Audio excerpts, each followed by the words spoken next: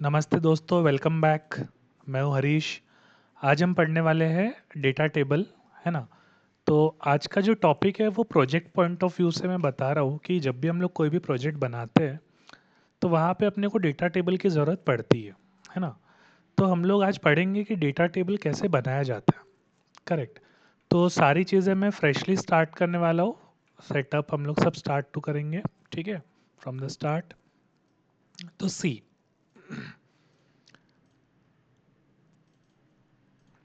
ये react project के अंदर मुझे सेटअप बनाना है, तो मैं यहाँ पे गया, I will write C M D लिखने के बाद में आपका कमांड प्रॉम्प्ट ओपन हो जाएगा। फिर आपको आपकी ये कमांड कॉपी करना है, npm create Vite at the rate latest, ठीक है। तो यहाँ पे हम नाम देते हैं डेटा टेबल।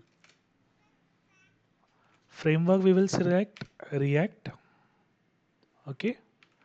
वेरिएंट आपका रहेगा जावास्क्रिप्ट। रोल डाउन वेट हम लोग नो रखेंगे। Install with npm and start, तो मैं नो करता हूँ। सी, तो अभी आपको ना यहाँ पे एक फोल्डर मिलेगा which is a data table, ठीक है। ये फोल्डर, इसको हम VS कोड में ओपन कर लेते हैं। cd data table code dot, तो ये आपका VS कोड में ओपन हो चुका है, करेक्ट।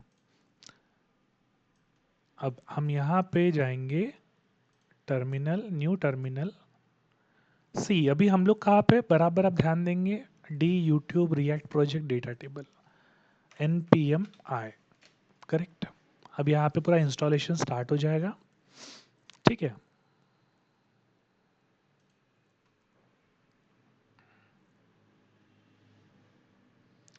तो अभी यहाँ पे नोड मॉड्यूल्स का आपको फोल्डर मिलेगा। तो हमने बिल्कुल फ्रेश सेटअप किया है, और ये प्रोजेक्ट मैं गिटहब पे भी डालूंगा, गिटहब की लिंक भी डालूंगा सो दैट कि आप डायरेक्टली डाउनलोड भी कर पाओ। अब हमें क्या करना है, डेटा टेबल क्रिएट करना है रिएक्ट में। तो उसके लिए मेरे को कुछ डमी डेटा लगेगा। तो डमी डेटा के लिए हम लोग वेबसाइट पे जाएंगे, मोकारू, ये आपकी वेबसाइट है जहाँ से आप डमी डेटा डाउनलोड कर सकते हो। तो यहाँ पे आपको जाना है, 1000 रिकॉर्ड्स मेरे को चाहिए, किस फॉर्मेट में चाहिए, जेसन फॉर्मेट में चाहिए, और जनरेट डेटा पे क्लिक कर दूंगा। जैसे ही मैं जनरेट डेटा पे क्लिक करूंगा, यहाँ पे देखो आपको एक फ़ाइल डाउनलोड हुई है जिसका नाम है मॉक डेटा जेसन।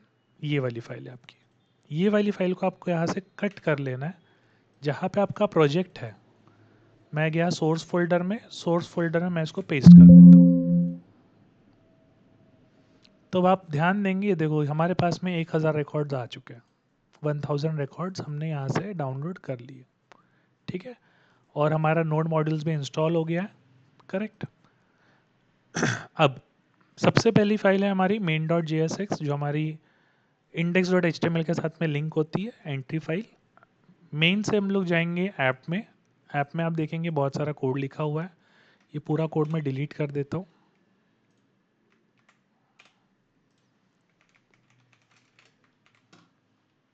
ठीक है। मेन के फाइल में जाते हैं, यहाँ से भी मैं इंडेक्स के CSS रिमूव कर देता हूँ, हमको ज़रूरत नहीं है, ओके। और अभी हम प्रोजेक्ट स्टार्ट करते हैं। तो प्रोजेक्ट को हमने रन किया, ब्राउज़र पे गए। सी, यहाँ पे आपको ऐप मिल रहा है। ये ऐप कहाँ से प्रिंट हो रहा है, यहाँ से ऐप प्रिंट हो रहा है, करेक्ट। ये यहाँ पे रिस्पॉन्स आ रहा है। अब हमको करना है, क्या करना है, डेटा टेबल क्रिएट करना है। तो what I will do is, मैं सोर्स में गया, एक न्यू फोल्डर बनाता हूँ। यहाँ पे हम लोग लिख लेते हैं कंपोनेंट्स। कंपोनेंट्स में हम एक फ़ाइल क्रिएट करते हैं, new file data table dot JSX RAFCE, ठीक है। अब इस डेटा टेबल को हम कॉल कर लेते हैं ऐप में, यहाँ पे डेटा टेबल। आप देखेंगे ब्राउज़र पे आपको डेटा टेबल मिल गया। इसको हम रिएक्ट फ्रेगमेंट में कन्वर्ट कर देते हैं डिव को, ओके, बढ़िया, ठीक है। ये आपका डेटा टेबल है, ठीक है। और ये आपकी सोर्स की फाइल जो मॉक डेटा है, ये आपकी बाहर रखी हुई फाइल है, ठीक है। Now what we will do is, अभी हमको ये डेटा टेबल फाइल है, इसका यूज़ है। तो व्हाट वी विल डू, सबसे पहले आपको क्या करना है, जो मॉक डेटा है इसको आपको रीनेम कर लेना है data dot J S, like this. अभी आपकी JS की फाइल बन गई है, और सबसे टॉप पे जाना है, यहाँ पे आपको लिखना है export let data equals to this. ठीक है, यहाँ पे हम लिखेंगे एक्सपोर्ट, करेक्ट। तो हमारे पास में दो टाइप के एक्सपोर्ट होते हैं, डिफ़ॉल्ट एक्सपोर्ट और नॉर्मल एक्सपोर्ट। तो हम लोग नॉर्मल एक्सपोर्ट कर रहे हैं, ठीक है, बढ़िया। अब ये जो डेटा यहाँ से एक्सपोर्ट कर रहे हैं, ये सेम डेटा को हम इस डेटा टेबल में इंपोर्ट कर लेते हैं। कैसे? इंपोर्ट करली brace data from dot dot slash this file, correct. अब इस डेटा को हम लोग क्या करेंगे, एक स्टेट क्रिएट करते हैं, उसके अंदर स्टोर कर लेंगे। मैं नाम देता हूँ इसको user data equals to set user data. एक हमने सेटर बना दिया, एक हमने स्टेट बना दिया, यूज़ स्टेट, और इसके अंदर लिख देंगे डेटा। अगर आपको चेक करना है कि डेटा आ रहा है कि नहीं आ रहा है, सो हम लोग यहाँ पे यूज़र डेटा प्रिंट कर देंगे कंसोल में। तो आप देख सकते हैं, राइट क्लिक, इंस्पेक्ट कंसोल, सी 1000 रिकॉर्ड्स आ गए आपके, करेक्ट। तो आपके पूरे 1000 रिकॉर्ड्स यहाँ पे आ गए, मतलब डेटा आ रहा है, ठीक है। अब ये सारा जो डेटा है ना, इस डेटा को हमको एक टेबल में डिस्प्ले करना है, ठीक है। डेटा टेबल को मैं एक हेडिंग में डाल देता हूँ, H2, ठीक है। यहाँ पे हम बनाएंगे टेबल TR, ठीक है। तो पहले यहाँ पे आएगा आपका टी हेड में आपका आएगा सारी हेडिंग्स टी आर के अंदर आएंगे आपका TH। तो कौन सी फाइल है, अगर आप देखेंगे, सॉरी, कौन सी की है, ID, first name, last name, email, gender, IP address. मैं यहाँ पे लिखता हूँ ID,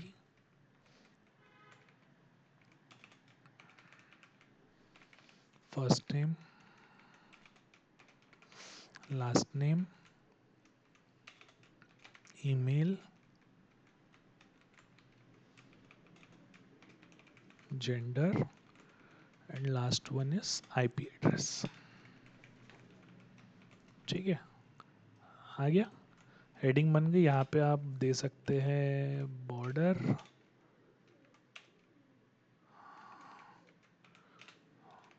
cell padding 5, cell spacing 5, and rules, बढ़िया, ठीक है। इसको अलाइन सेंटर कर देते हैं, अलाइन सेंटर, ये हो गया अलाइन सेंटर। हेडिंग को भी अलाइन सेंटर कर देते हैं, अलाइन सेंटर, बढ़िया, ठीक है। नाउ हमको क्या करना है, बॉडी में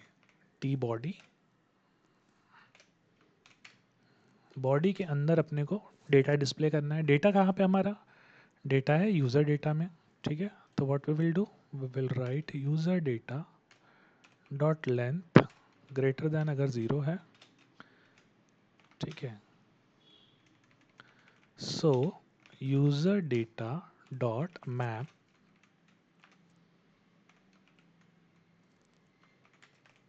return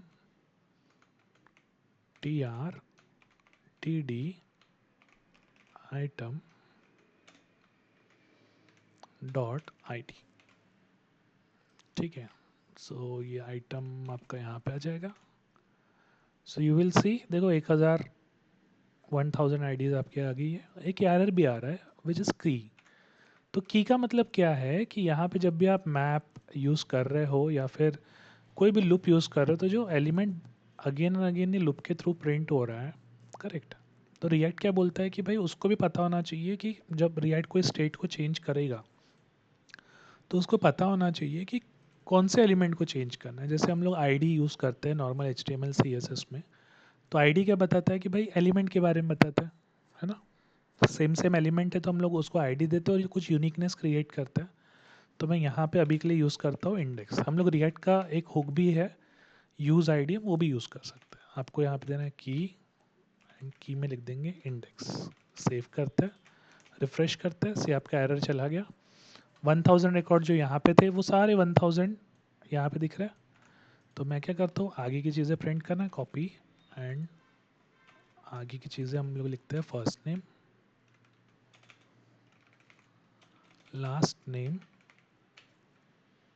then email, then gender, और जेंडर के बाद में क्या था आपका, आईपी एड्रेस। सेव करता हूँ मैं, आपको सारे रिकॉर्ड्स यहाँ पे मिल जाएंगे। सी आगे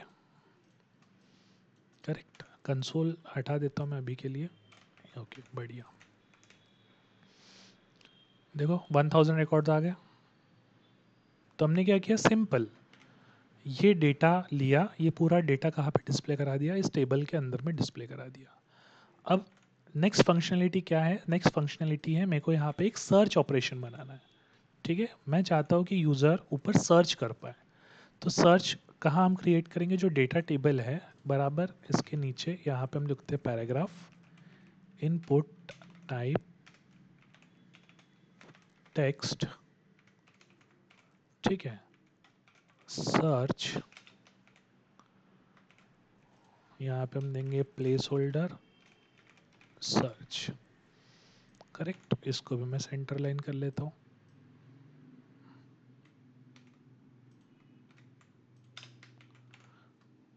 ठीक है, अब मैं चाहता हूँ कि जैसे ही मैं यहाँ पे कुछ टाइप करूँ तो टाइप करते से ही ये सारी चीज़ें सर्च होना चाहिए।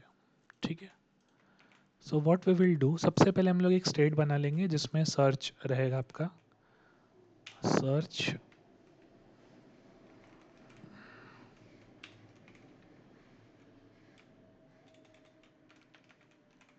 सेट सर्च, और ये हो जाएगा सबसे पहले आपका एम्प्टी। ठीक है, तो मैं चाहता हूँ कि जैसे जैसे यूज़र यहाँ पे टाइप करे, है ना, तो मैं यहाँ पे लिखूँगा ऑन चेंज। ऑन चेंज क्या करना है, हमको कॉल करना है एक फंक्शन जिसका नाम होगा हैंडल सर्च।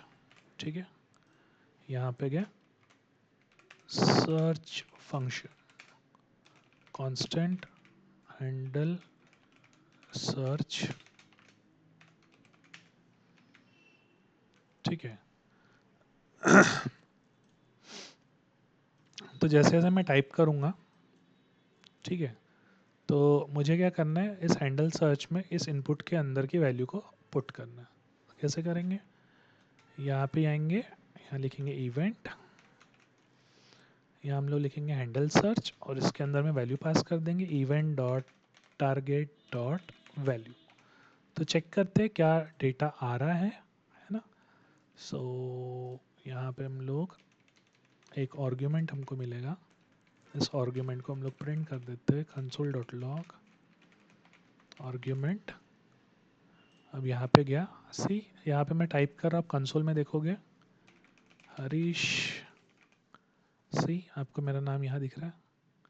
तो जो भी हम यहाँ पे टाइप कर रहे हैं वो हमको मिल रहा है इस जगह पे। ठीक है, इस जगह पे मिल रहा है, करेक्ट। अब यही सेम चीज़ हमको सपोज फर्स्ट नेम में सर्च करना है, पहले हमको फर्स्ट नेम में सर्च करना है। तो यहाँ पे हम लोग यूज़ करेंगे let result equals to user data dot filter. ठीक है, फिल्टर में we will write item arrow function again. So arrow function में यहाँ पे फिल्टर क्या करता है कि मल्टीपल आप उसको ऑप्शन दोगे तो वो पर्टिकुलर जो कंडीशन सेटिस्फाई हो रही है ना, उस हिसाब से डेटा रिटर्न करता है। If I right if item dot first name dot includes, क्या इंक्लूड्स करेगा, आर्ग्यूमेंट, सो रिटर्न कर देंगे इसको ट्रू, अदरवाइज रिटर्न कर देंगे फॉल्स। चलो चेक करते हैं, हम लोग चेक करते हैं क्या रिजल्ट में कुछ डेटा भी रिटर्न हो रहा है। वैसे ही फिल्टर क्या रिटर्न करेगा, एक एरे रिटर्न करेगा। रिफ्रेश करता हूँ, ठीक है, यहाँ पे हमने लिखा फर्स्ट नेम में रॉबी, RC, 62 नाम ऐसे है जो R से स्टार्ट हो रहे हैं। फिर मैं लिखता हूँ O, again you will face 29 ऐसे नाम है RO से स्टार्ट हो रहे, B। फिर आप नीचे देखेंगे 4 नाम ऐसे है, देखो रॉब, रॉबर्ट, रॉबर्टा एंड रॉबी, दिख रहा है? मतलब आ रहा है सी। अब मैंने लिखा ROBBI, तो एक ही नाम ऐसा है जो मैच हो रहा है, जो कि ये है। तो मेरे को इस जगह पे ये वाला नाम डिस्प्ले करना है, ठीक है। तो ये जो रिजल्ट है इसको स्टोर कर देंगे सेट यूजर डेटा में, यहाँ पे लाइक दिस। चलो रिफ्रेश करते हैं अगेन। तो यहाँ पे देखो अगर मैंने लिखा R, तो देखो आपका फिल्टर आउट हो गया। फिर मैं लिख रहा हूँ OB, दिख रहा है BI, सी सर्च वर्क कर रहा है। और फिर जैसे मैं चाहता हूँ कि मैं ये पूरा डिलीट कर रहा हूँ, इसको एम्प्टी कर रहा हूँ, तो सारा डेटा वापस आ जाए। तो हम लोग यहाँ पे लिखेंगे इफ आर्ग्यूमेंट की लेंथ अगर 0 है तो set user data equals to data और रिटर्न। अगर आर्ग्यूमेंट की लेंथ मतलब ये ऑन चेंज पे जो वैल्यू एज आर्ग्यूमेंट आ रही है, अगर उसकी लेंथ 0 है तो जो हमने डेटा इंपोर्ट किया है वही सारा डेटा यूजर डेटा में सेट हो जाए, ठीक है। सी ROBBI पूरा डिलीट कर रहा हूँ और वापस देखो आपके रिकॉर्ड्स आ गए, 1000 रिकॉर्ड्स आ गए वापस। SAXC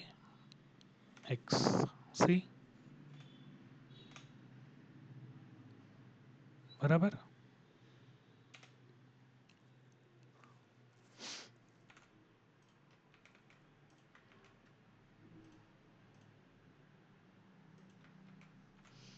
तो देखो सर्च फंक्शनलिटी काम कर रही है ना। तो ये जो डेटा आपको मिल रहा है ये सारा डेटा आप देख सकते हो। हम लोग क्लिक पे यहाँ पे डेटा डिस्प्ले कर रहे हैं, है ना।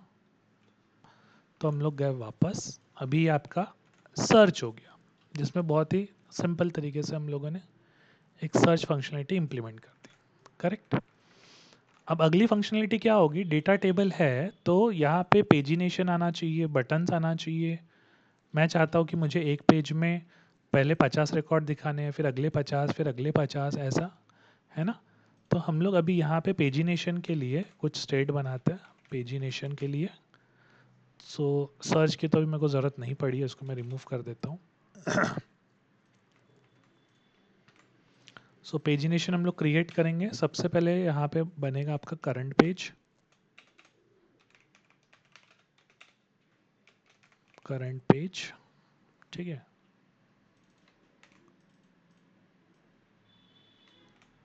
तो आपका करंट पेज होगा पहले 1, ठीक है।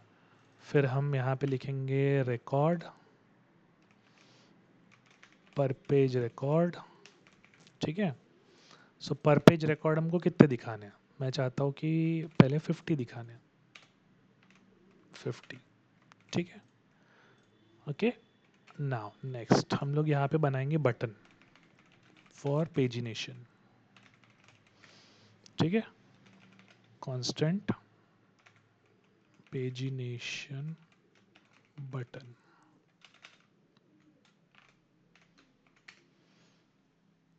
तो कितनी बटन्स बनेगी वो यहाँ पे आएगा, ठीक है। तो यहाँ पे मैं डाल लेता हूँ पेजिनेशन के लिए button, PG button, P capital ले लेते हैं, और ये एक आपका एरे बनेगा, this will be your array, ठीक है। कैसे कैलकुलेट करेंगे, for let I equals to 1, I less than math dot ceil, ठीक है। टोटल रिकॉर्ड्स कितने हैं, तो यहाँ पे हमको टोटल रिकॉर्ड्स भी चाहिए रहेंगे। सो टोटल रिकॉर्ड्स आपके रहेंगे डेटा डॉट लेंथ है ना, डिवाइडेड बाय पर page record.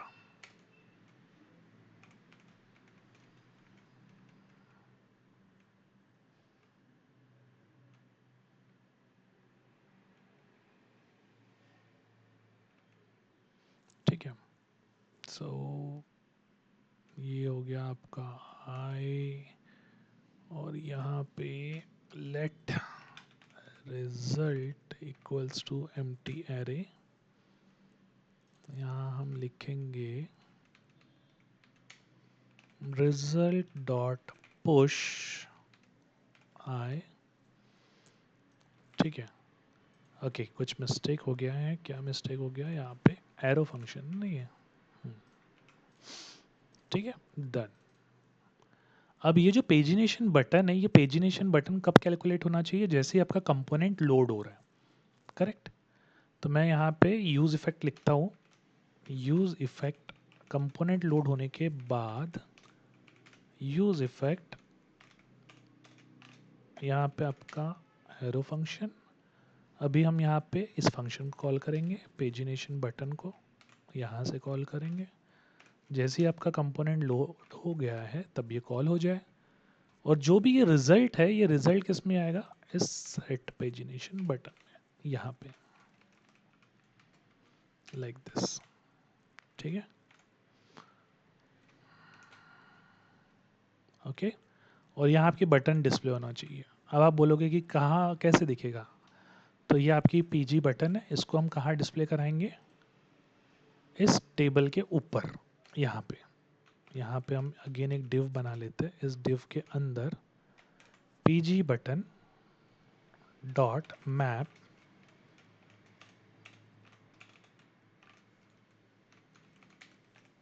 Return button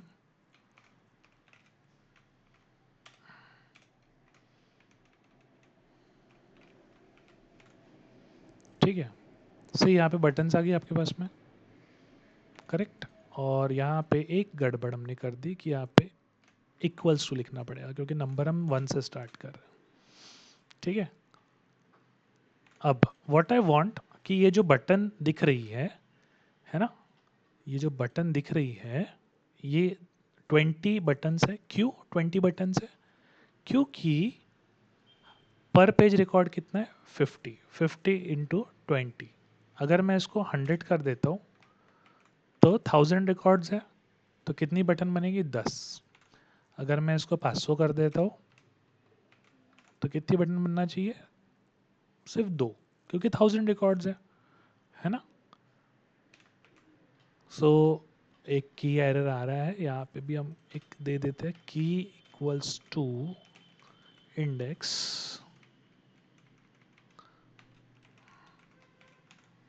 okay, see error भी गया, बटन्स भी आ गई। पहले पेज पे पहले 50 रिकॉर्ड दिखना चाहिए, फिर दूसरे पे क्लिक करेंगे, दूसरे 50 रिकॉर्ड। तो भी जो रिकॉर्ड्स दिख रहे हैं, ये अपने को किस हिसाब से शो करना है, अपने को शो करना है इसके हिसाब से, रिकॉर्ड पर पेज और करंट पेज के हिसाब से।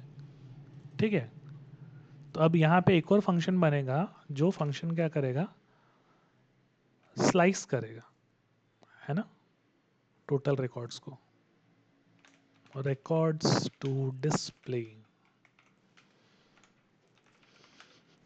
कांस्टेंट गेट रिकॉर्ड्स, ये आपका एक फंक्शन बन गया। ठीक है, गेट रिकॉर्ड्स। अब गेट रिकॉर्ड्स में क्या होगा, हम लोग कैलकुलेट करेंगे कि अगर पहले 50 रिकॉर्ड मेरे को दिखाने हैं तो लेट पहले लास्ट।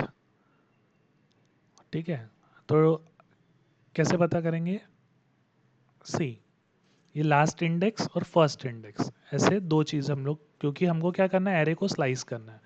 हमारे पास में 1000 रिकॉर्ड है, इसको कट करना है 50-50 के टुकड़े में। तो मैं चाहता हूँ कि पहले 50 रिकॉर्ड कट हो, तो मैं यहाँ पे लूँगा पर पेज रिकॉर्ड। ठीक है, पर page record multiply by current page, तो इससे आपका लास्ट इंडेक्स आ जाएगा। करंट पेज है 1 और पर पेज रिकॉर्ड कितने, 50, 50 इंटू 1 50। ठीक है, अब इसी से हम लोग कैलकुलेट करेंगे फर्स्ट इंडेक्स। फर्स्ट क्या होगा, लास्ट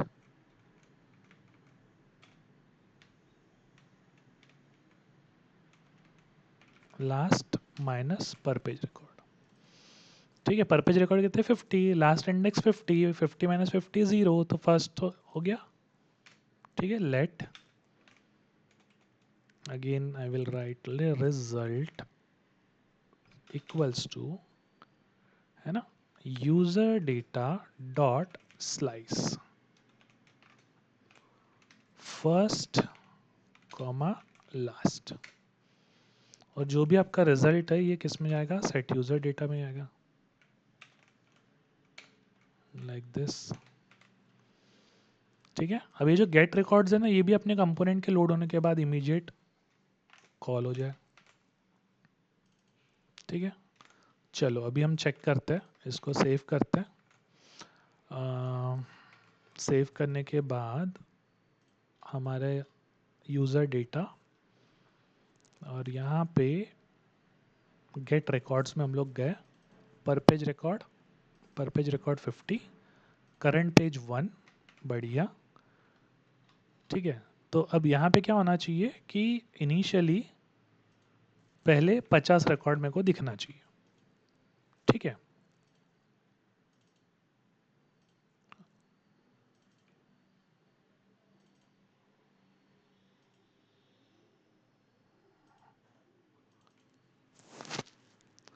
सो गेट रिकॉर्ड्स में गए, set user data result user data com dot slice first and last. ठीक है, सो ओके ट्रैक करते हैं, तो देखो 1000 रिकॉर्ड्स ही दिख रहे हैं, कुछ चेंजेस तो नहीं दिख रहे हैं यहाँ पे, है ना। सो यूज़ इफेक्ट चेक करते हैं, पेजिनेशन में गेट रिकॉर्ड्स,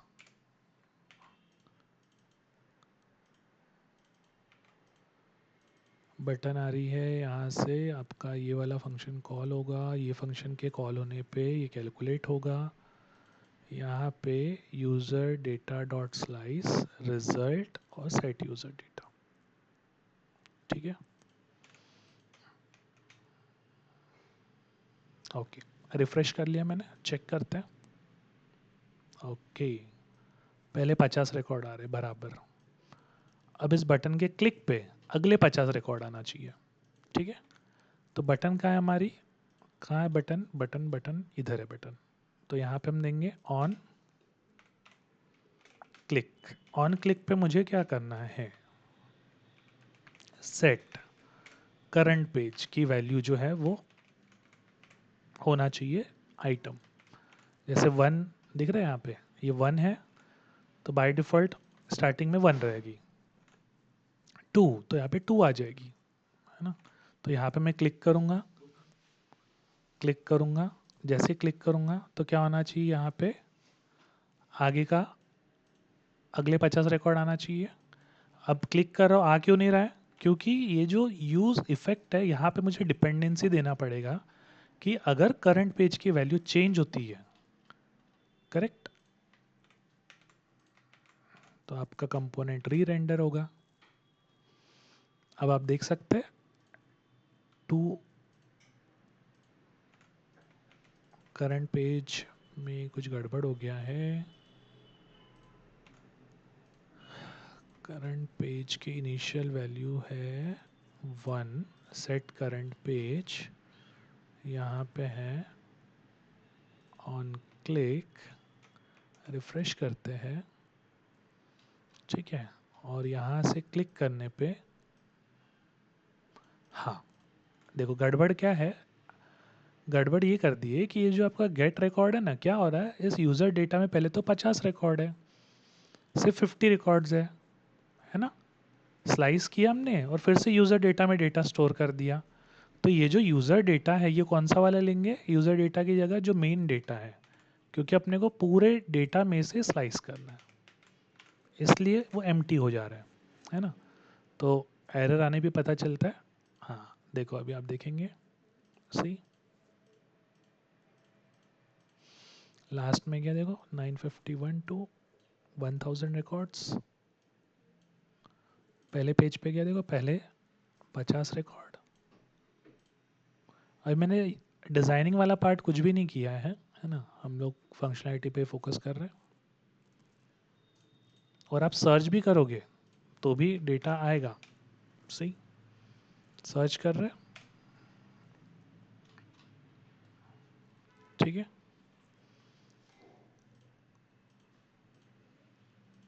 तो देखो सर्च किया, जैसे ही हमने डिलीट किया तो वापस आपके 1000 रिकॉर्ड शो हो गया। ऐसा क्यों हुआ? क्योंकि हमने हैंडल सर्च में क्या लिख के रखा था कि अगर लेंथ 0 है तो सेट यूज़र में क्या कर दो, डेटा सेट कर दो। तो हम लोग ऐसा नहीं करेंगे, यहाँ से हम डायरेक्टली डेटा को कॉल कर रहे थे ना, ऐसा नहीं करेंगे। हम किसको कॉल करेंगे? गेट रिकॉर्ड्स को कॉल कर देंगे यहाँ से, ठीक है।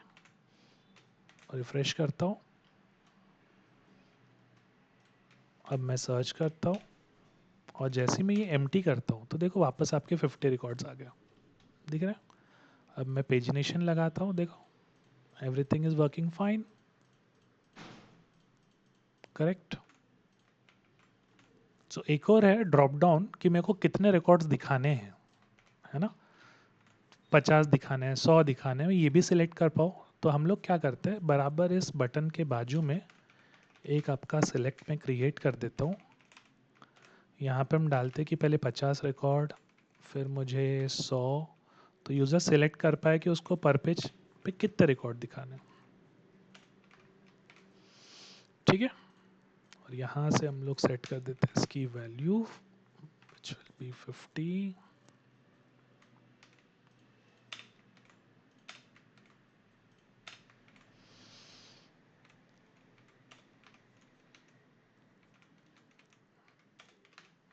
ओके, तो आपको यहाँ पे सिलेक्ट मिलेगा ड्रॉप डाउन, ये आपका ड्रॉप डाउन बन गया। और यहाँ पे हम देंगे ऑन चेंज सेट पर पेज रिकॉर्ड, ठीक है। Event event dot target dot value, save करता हूँ। अब क्या है, जैसे ही मैं यहाँ पे ये चेंज करूँ तो मैं चाहता हूँ कि फिर से ये कैलकुलेशन हो, है ना। उसके लिए क्या करना पड़ेगा, आपको डिपेंडेंसी सेट करना पड़ेगा यूज इफेक्ट के अंदर में, है ना, पर पेज रिकॉर्ड। तो हम लोग क्या कर रहे हैं, पहले सेट पर पेज रिकॉर्ड कर रहे हैं, डिपेंडेंसी डाल दी पर पेज रिकॉर्ड। चलो रिफ्रेश करते हैं। अब मैं यहाँ पे 100 सी बटन्स भी चेंज हो गई, रिकॉर्ड्स भी आपके 100 आ गए। अगर मैं यहाँ पे करता हूँ 150 सी 150 रिकॉर्ड्स, पेजिनेशन भी काम कर रहा है। अगर मैं यहाँ पे करता हूँ 200, correct, see, so everything is working fine. तो ये बन गया आपका डेटा टेबल। अभी हमने यहाँ पे कोई भी CSS अप्लाई नहीं किया है ना। आप डिज़ाइनिंग आप लगा सकते हो, अपने अपने हिसाब से डिज़ाइन क्रिएट कर सकते हो। बट अभी हमारा सर्च भी वर्क कर रहा है, बटन्स भी वर्क कर रही है, ड्रॉप डाउन भी वर्क कर रहा है, ठीक है। अगर किसी को कुछ भी डाउट हो तो आप कमेंट बॉक्स में आपका डाउट पूछ सकते हो, ठीक है। ये कोड मैं गिटहब पे डाल दूंगा और उसका लिंक भी आपको कमेंट में मिल जाएगा, ठीक है। So thank you.